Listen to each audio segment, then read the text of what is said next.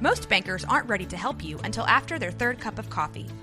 But with Central National Bank's after-hours service, you don't have to wait for the bank lobby to open to get help. You can contact us from 6 to 8:30 in the morning or from 5 to 10 in the evening, and we'll connect you to a real, live, local person who can answer questions and fix problems 7 days a week. Bank different. Bank Central. Central National Bank. Member FDIC. This is a Rogue Media Network podcast.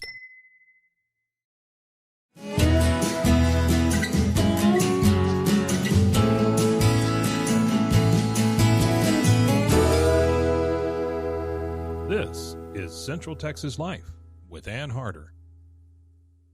Hello, everybody. Welcome to Central Texas Life, and it is a joy for me to have Dr. Hope Koch with us. I really got to meet her not too long ago at the Greater Waco Chamber of Commerce Leading at Waco Women Mentoring. Actually, you were the keynote speaker. Yes, I was. From that, and it was so inspiring and so wonderful. But just to tell you a little bit about her, she's a professor at Baylor who publishes and teaches on emerging technologies, kind of not a traditional ladies' area, really. No. Information services and all that kind of thing. Yeah, exactly. In fact, after I leave the podcast today, I'm going to Baylor. We're having a Christian business leadership, the business school, and I'm teaching on it's embracing change, trusting God, and shaping tomorrow. So it's about we're at a real pivotal point with all the new technology coming. Actually, I call it a coming wave, or kind of a tidal wave. Right. And it's the whole AI thing. Yes,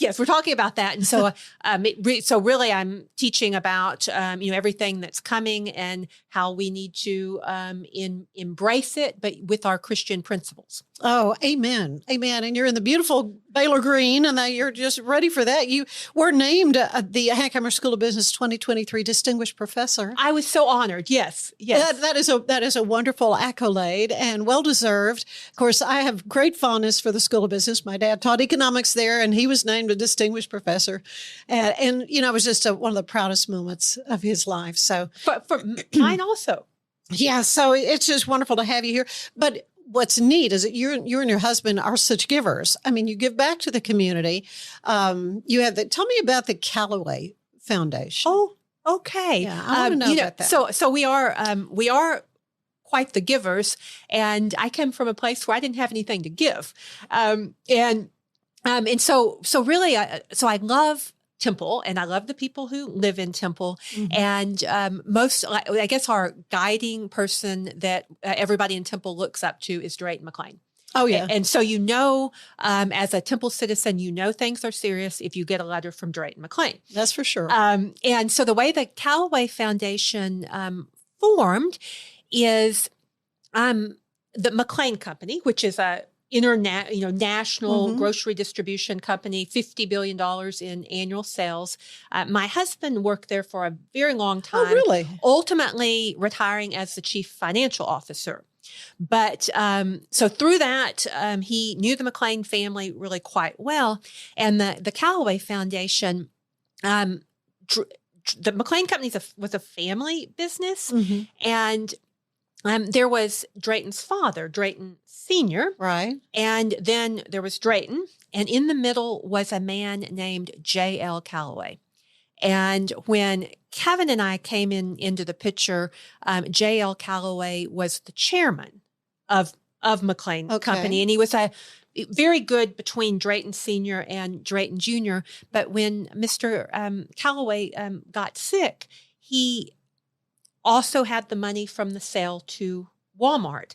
And for decades, he had been living in his same little home in Cameron, saving his Social Security check with all of the money from the stock sale to Walmart in his brokerage account.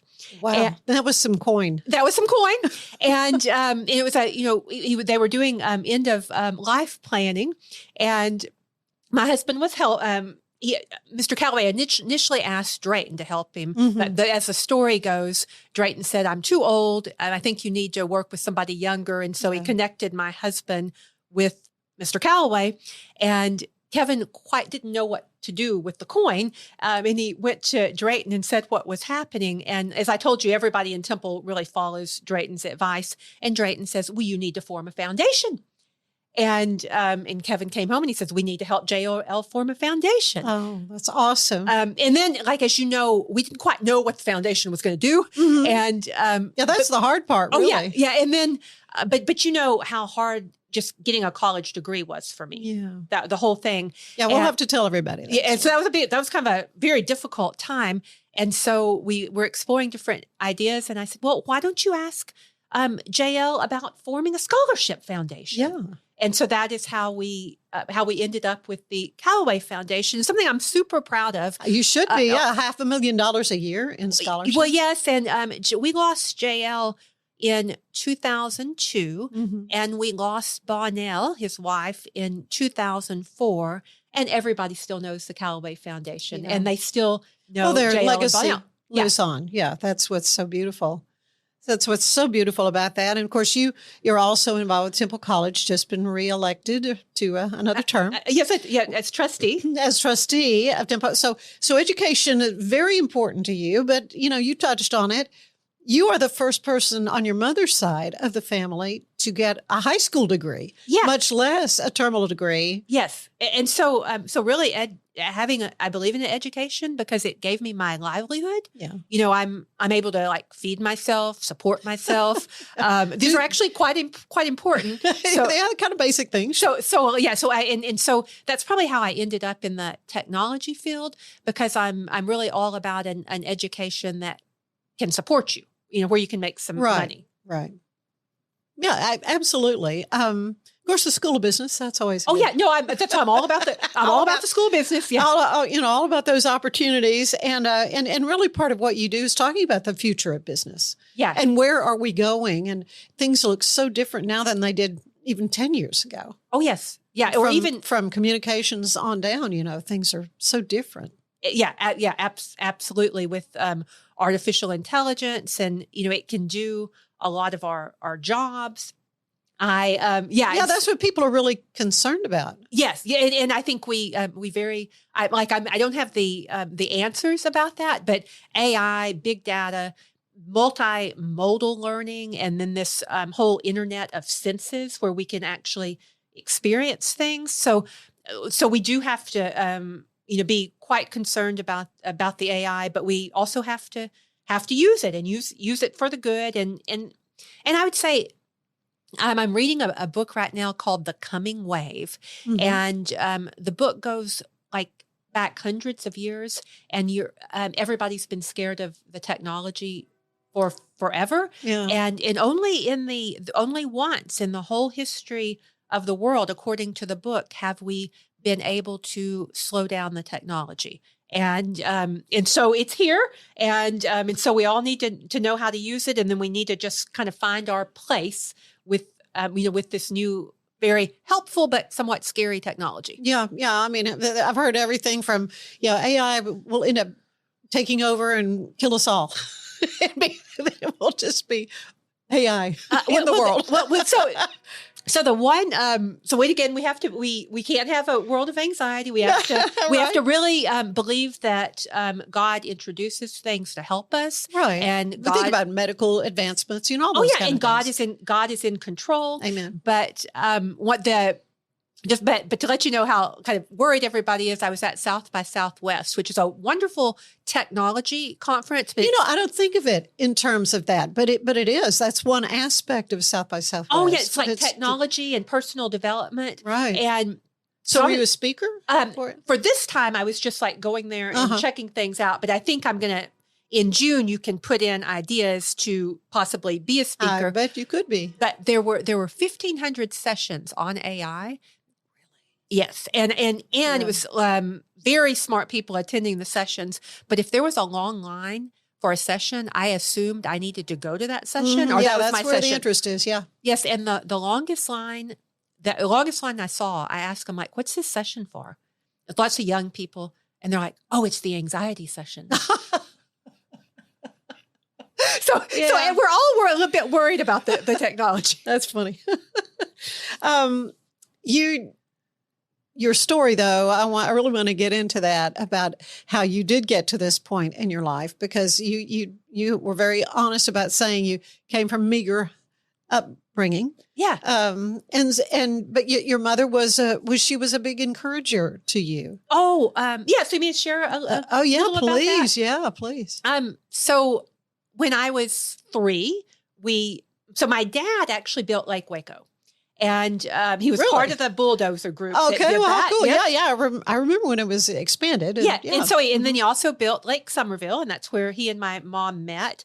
And then they moved to Cameron, which is where he was from. Okay, yeah. When I was 3, and we landed. Of course, where the McLeans are from as well. Yes. Actually, my dad graduated high school with Drayton. Okay, but we landed in Cameron when I was 3 in the Cameron Mobile Home Park, and that. At that time, it was behind the Milan Motel and the Varsity Motel. Oh. So if you ever kind of drive through Cameron. But my dad was a factory worker at Alcoa. We were very thankful to have that job. Yeah. My mom didn't graduate from high school, and she was very determined that I was going to be able to support myself. And so independent.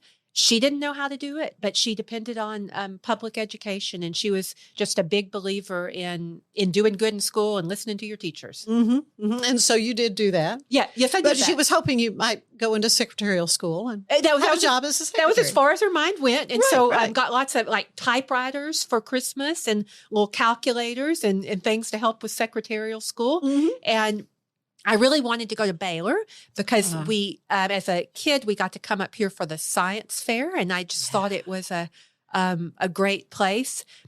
But I ended up, and I'm very thankful, I ended up there at Temple College, and so I commuted from the trailer park in Cameron to Temple College and Temple Junior College, and then to Mary Hardin Baylor. Right.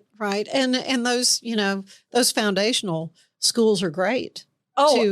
To lead you on, but you did end up coming to Baylor, right? I was so thankful. So I always wanted to go to Baylor, so I got to go to Baylor and earn my master's degree, and then fell into a teaching position at Baylor, adjunct, part-time, temporary. But it was a wonderful start. Right. And of course, the connection with Helen Ligon was wonderful. Of course, my dad, knew her very well, and I knew her, as a child growing up. We all knew who Helen was, and you just kind of really stepped into her role. And so, there's a lot of online education today, which I think has a place, but it shouldn't be the big place. Right. Because and really, honestly, I think Baylor kind of held back from that. Yeah, for a long time. And then as soon as we could get back going to in person, I think we were one of the first schools in the country. Because an education is so much more than just the material in the book. It's like all the people that you get to meet and that inspire you along the way. And Helen Ligon at Baylor was one of those people for me. Yeah, she was a trailblazer as well in information services there. Yeah.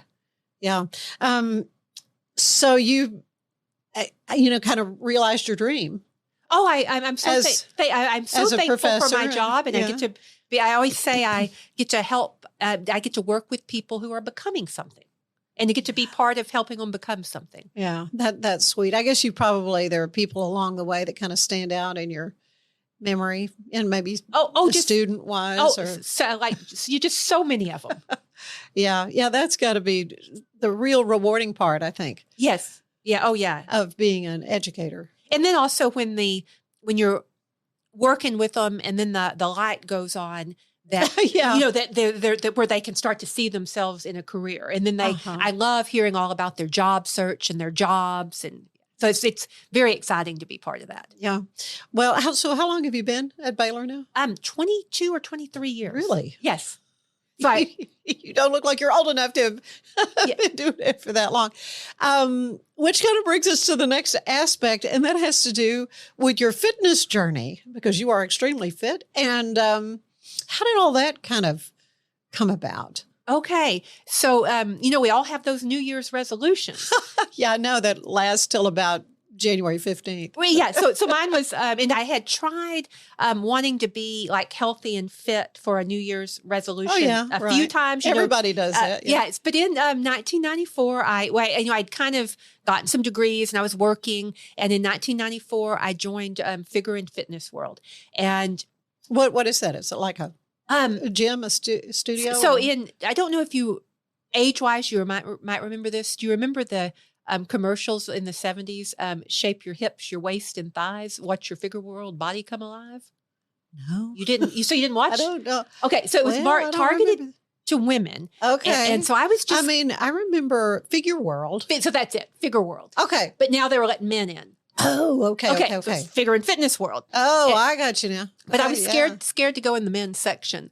Yeah. So I joined Figure World and I would go into the light blue section and do the little women's weights, and then made where I'd go into the co-ed section. I worked my way up to where I could do classes and did that for then I guess through the fitness regimen, you start to meet people. And so I started having friends that were interested in working out. And then I married and my husband was very interested in working out. So for about 10 years, I held on to that, just kind of working out regimen. And then in 2008, my mom died. Oh. And I don't know if you've ever lost a family. It's very empty. Right. Especially your mom. Yeah. Especially when you lose somebody like your mom. And I was, so I was very sad and just kind of empty. And you kind of needed something. Right. And I went to my gym and it was Scott and White then. And they were starting a program to kind of help the community be more healthy. And the flyer said, anybody can run a marathon. What? And so I kind of needed something. So I went to the first little meeting. Little informational session. Yes. And we ran 3 miles. Did you really? First time at first session. Wow. And then I learned that we were training for the inaugural San Antonio Marathon.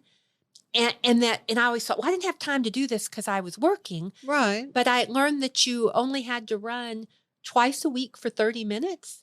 And then you would run a long run on Saturday with the group. And it just progressively got a little longer.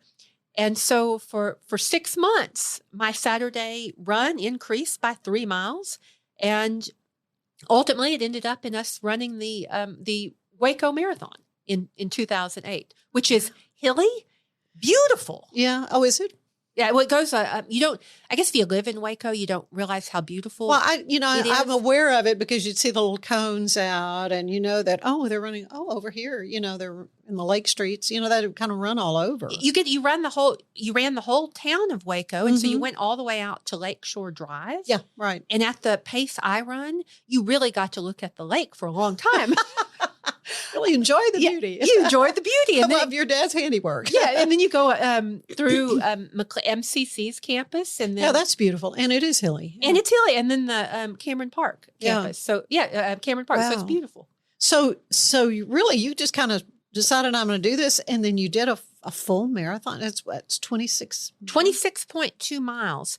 And with the one thing I would tell everybody is anybody can do a marathon, especially with the I really was a great student of the Galloway program because it is run walk, and so okay, and so we can all walk. Yeah, right. And so I showed just up. Making myself start running again.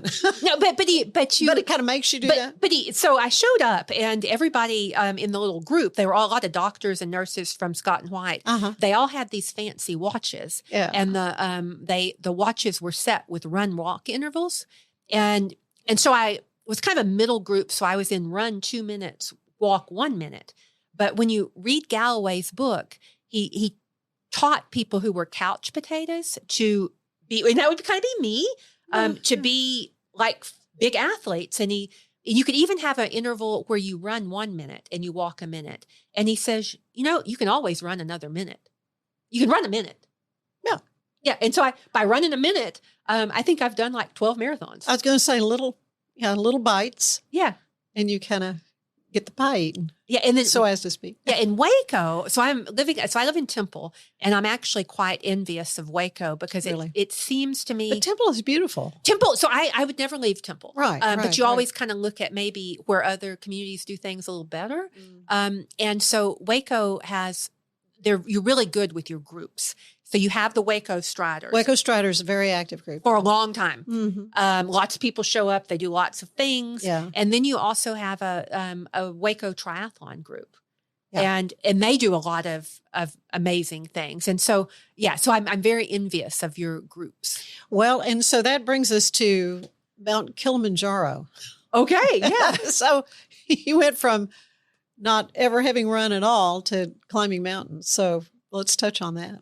Okay. And again, it was a fella from Waco Uh-huh. that the people in Temple, we had heard about this fellow in Waco that had climbed Mount Kilimanjaro. Mm-hmm. And Talking about Stuart Smith? I think that's who it is. Yeah. You need to have him on your podcast. Oh, no, I know him well. Okay. So, Yeah. so we had heard about him, and then some of the Temple people Yeah. became interested. And then they, like maybe 15 years ago, Mac Purifoy had climbed Mount Kilimanjaro. Yeah.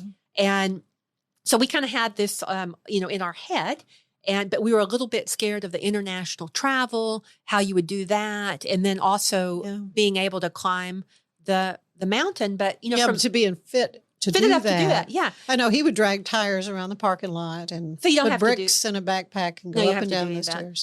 stairs. So basically, with the Galloway training program, I just got we signed up with Thompson Safari, so they were amazing, Uh-huh. and they gave you a training program. Oh, okay. And it was about 6 months out, and we just followed their training program.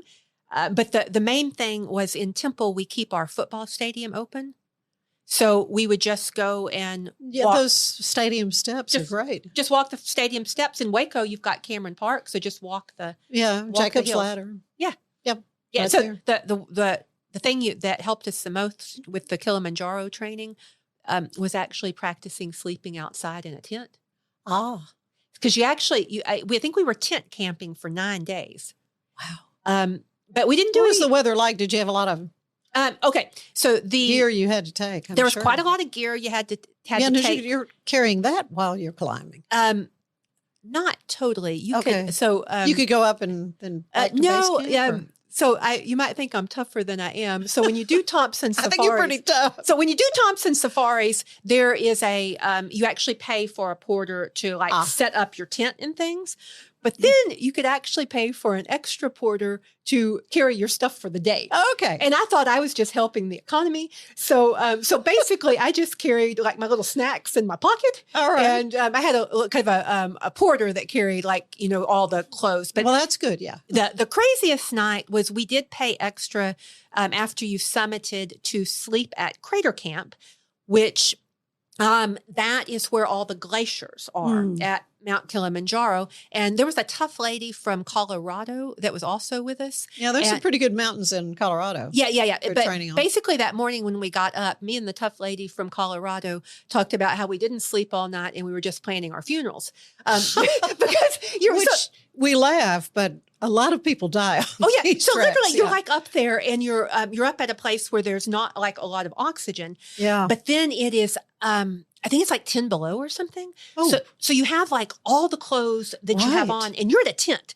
And even you might like my little water froze. Yeah. And so you've got all these clothes and you're in your sleeping bag and you're in your tent. And so you can't move around much because of all the clothes. And then you can't breathe very well. And so then it like leads to this You're total thinking, panic thing. yeah, right. Yeah, speaking of anxiety. But then you're too scared to actually bother the porters. So then I was like, okay, I'm just planning my funeral. But it That's all right. worked out.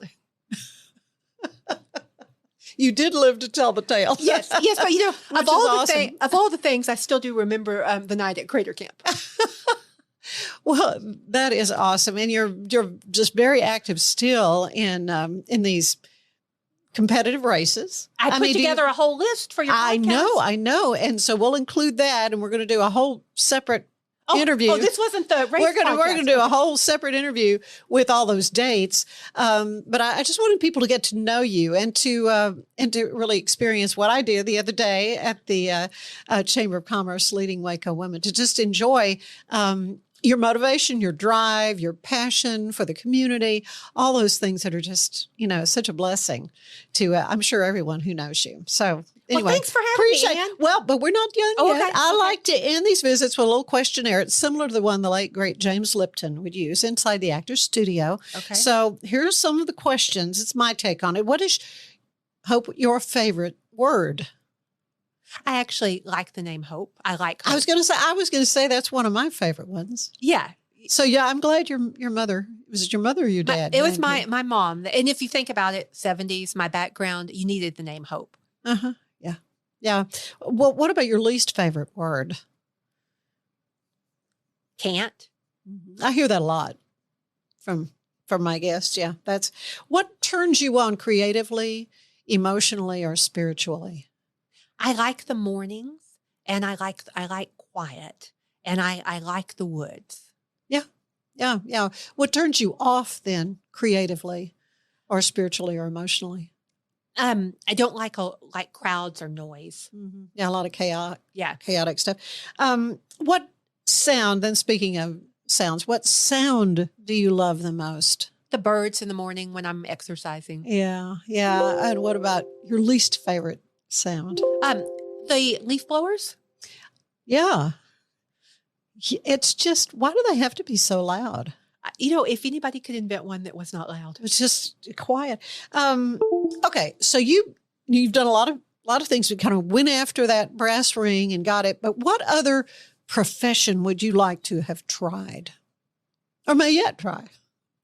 So right now, so again, I'm all about earning a living. Uh-huh. And I always joke when they come to my house with the plumbers. And so I always tell them, I'm like, if my current profession, if I get replaced with AI, I'm going to become a plumber because I think you can always support yourself. AI is not going to be able to fix a stopped up drain. Exactly. It's not. What job do you know you would not want to do? I would probably, I don't think I'd be, my husband and I joke about this quite a lot. I don't think anybody would want me as a medical doctor caring for them like a family practice doctor. Because I would just be like, well, just get better. That's right. Buck up. Yeah. You'll be fine. You'll be fine. If you're not bleeding, just, is what I tell my kids. Don't come in unless there's blood involved. Well, then one last question. Hope, what do you want to hear God say when you arrive at the pearly gates? Good job. That I made a difference while I was here. Yeah, well, you are making a difference. And I appreciate you so much. And thank you for spending a busy day. You've got all kinds of important people to talk to and things to do. And that you carved out some time for us is a blessing. Thanks for having me. Thank you, Hope. And thank you for being with us for Central Texas Life. We'll see you again next time. Bye-bye. Central Texas Life with Ann Harder is part of the Rogue Media family. Be sure to check out our other shows at roguemedianetwork.com. Please rate this show 5 stars on iTunes, Spotify, YouTube, or anywhere you get your podcasts. Join us again soon for more Central Texas Life with Ann Harder.